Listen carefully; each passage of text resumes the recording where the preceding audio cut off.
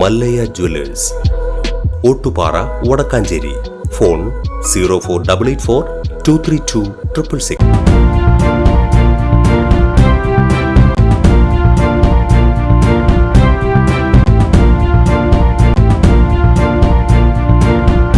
നമസ്കാരം, any time ന്യൂസിലേക്ക് സ്വാഗതം. തൃശൂർ എരുമപ്പെട്ടിയിൽ ബ്രെയിൻ സ്ട്രോക്കിനെ തുടർന്ന് അബോധാവസ്ഥയിൽ കഴിയുന്ന യുവാവ് ചികിത്സാ സഹായം തേടുന്നു. കുണ്ടന്നൂർ വെള്ളക്കുന്ന് കോളനിയിൽ ചീരാത്ത വീട്ടിൽ 48 വയസ്സുള്ള സുരേഷാണ് സോമനസുകളുടെ കാരുണ്യം തേടുന്നത്.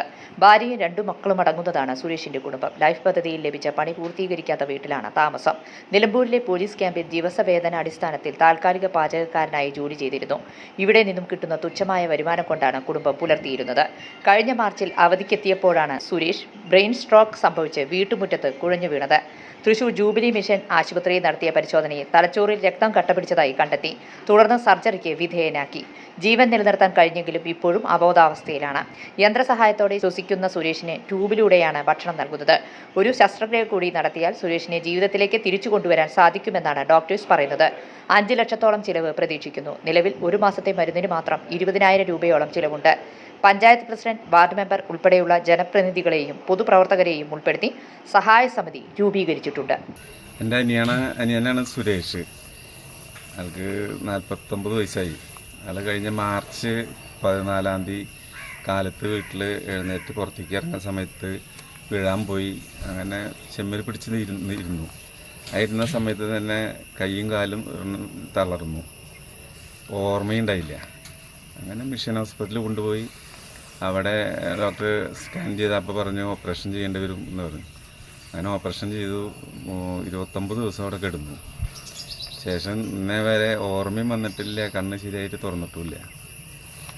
ഓപ്പറേഷൻ കഴിഞ്ഞിട്ട് എനിക്ക് 4 മാസം 3 ദിവസമായി. ഇതുവരെ ഓർമ്മ വന്നിട്ടില്ല. ഹോസ്പിറ്റലിലാണെങ്കിൽ ഒരു 9 ലക്ഷം റുപ്യോളം ചിലവായി. വീട്ടിൽ വന്ന് കിടന്നതിൻ്റെ ശേഷം ഒരു 10 ദിവസം കഴിഞ്ഞപ്പോൾ പുറഭാഗം പൊട്ടിയിട്ട് പഴുത്ത് എല്ലുമ്മയ്ക്ക് ബാധിച്ചു. അതിനുശേഷം വീണ്ടും ഓപ്പറേഷൻ ചെയ്യേണ്ടി വന്നു.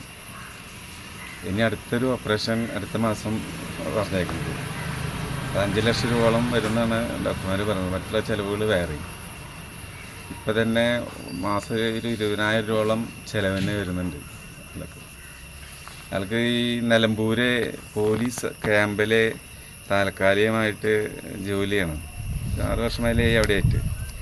അവിടുന്ന് മറ്റനുകൂലങ്ങളൊന്നും ഇല്ല. ഇപ്പോൾ ഇതുവരെ ചികിത്സയ്ക്ക് നാട്ടുകാരുടെയും ബന്ധുക്കളുടെയൊക്കെ സഹായത്തോടു കൂടിയാണ് കഴിഞ്ഞു വന്നിരുന്നത്. ഇനിയുള്ള ഓപ്പറേഷന് വരുന്ന ചിലവ് വഹിക്കാൻ തീരെ നിവൃത്തിയില്ല. നാട്ടുകാരുടെയും മറ്റെല്ലാവരുടെയും സഹായം പ്രതീക്ഷിക്കുന്നു.